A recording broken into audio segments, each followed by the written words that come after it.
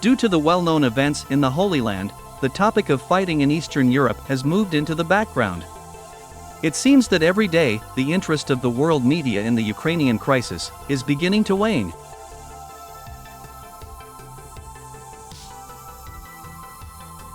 Even President Zelensky's attempts to draw attention to himself are completely failing. Moreover, President Zelensky was even denied a Middle East tour and visits to countries such as Qatar, Israel, and Yemen.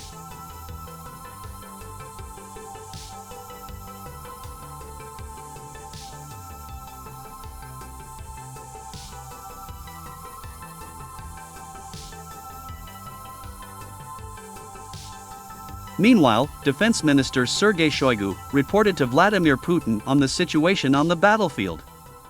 According to him, the Russian troops have significantly improved their position not only in the Zaporizhzhia and Kupyansk directions, but also in AVDIIVKA itself.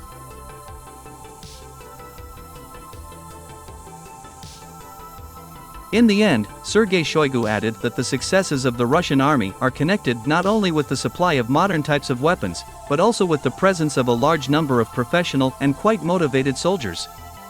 As for the AVDIIVKA direction, during the week of offensive actions, the Russian army managed to capture not only the dominant heights around AVDIIVKA, but also a number of strategically important settlements.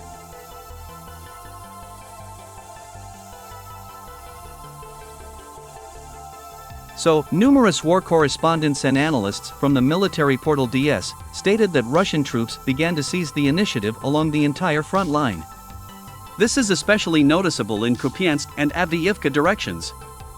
Moreover, numerous Ukrainian telegram channels also recognized the fact that Russian troops managed to make a breakthrough near the settlements of Opotny and Vodyanoye.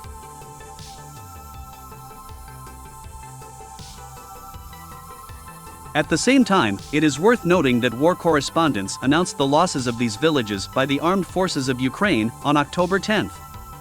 Moreover, 7 days later, on October 17, 2023, war correspondents announced another news that shocked the Ukrainian command and NATO generals. In particular, it was stated that despite fierce resistance, the Russian army still managed to dislodge the armed forces of Ukraine from the strategically important settlements of Stepovoye and Petrovskoye.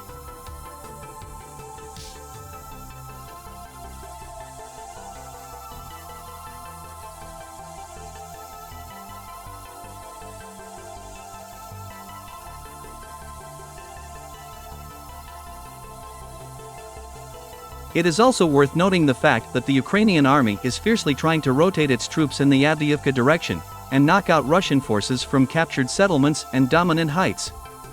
For these purposes, General Zaluzhny even transfers reserves from the Zaporizhzhia direction. However, according to war correspondents, all attempts by the armed forces of Ukraine to somehow change the situation are failing.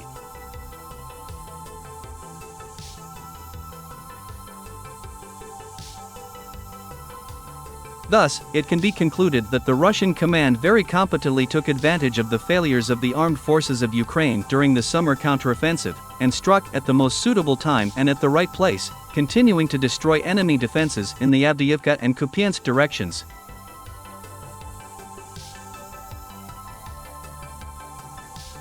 Even though numerous sources on both sides recognized the successes of Russian troops in the AVDIIVKA and Kupyansk directions, the Ukrainian military department continues to declare that all Russian attacks were repulsed. At the same time, it is worth noting that analysts from the Institute for the Study of War, for the first time, did not quote the Ministry of Defense of Ukraine. According to them, the Russian troops are really moving forward in the AVDIIVKA direction, and even reached the E50 highway, which is located 7,000 meters from AVDIIVKA.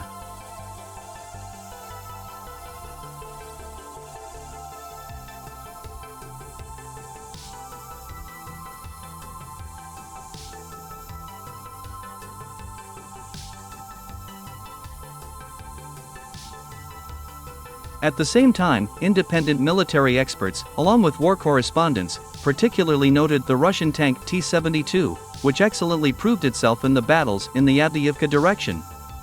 According to them, the battles for AVDIIVKA proved the superiority of Russian tanks. Witnesses claim that in the southern section of the AVDIIVKA front, the Ukrainian soldiers managed to hit a Russian T-72 tank 7 times. However, this tank not only survived, but after a short repair went back into battle.